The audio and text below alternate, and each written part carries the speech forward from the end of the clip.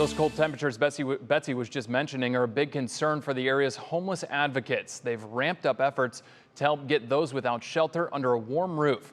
Bree Buckley is live in downtown Cleveland with more. Bree. Yeah, Neil, it's already cold out, and we heard Betsy talk about what's on the way. Some community organizations, as well as even some city leaders, working to get people off the streets, saying they're worried they may freeze to death, as others say they're worried about what lasting impacts could possibly happen from tents on the street.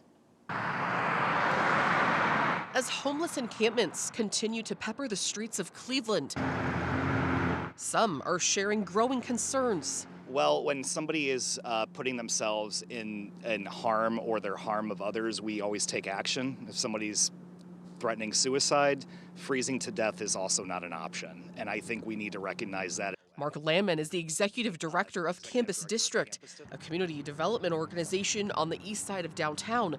He calls the encampments a humanitarian issue, but says businesses, residents, and students worry about safety, reporting theft, fights, and even fires like this one, calling for a rapid rehousing plan from local leaders. They're concerned. They're concerned for the people who are out here, but they're also concerned about safety.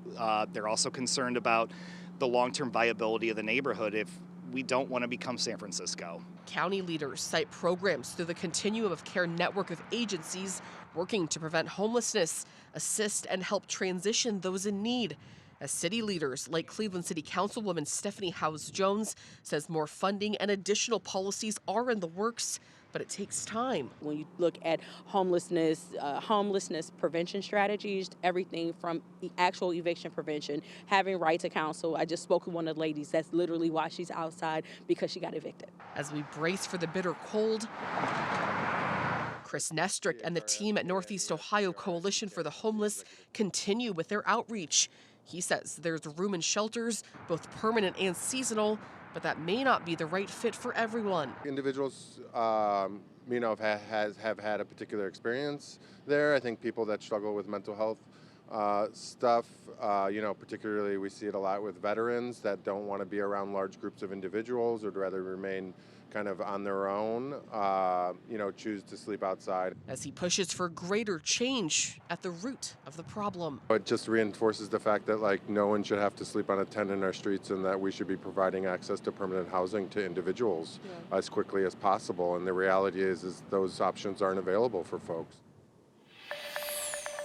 I reached out to the city, and a spokesperson says they will be opening up warming centers. Of course, if you're in need of assistance, you can always call 211. The county also sent me a list of resources that I posted in this story on our website, WKYC.com. Neil? Those warming centers, very important this time of the year. Bree Buckley reporting live for us in downtown Cleveland. Bree, thank you.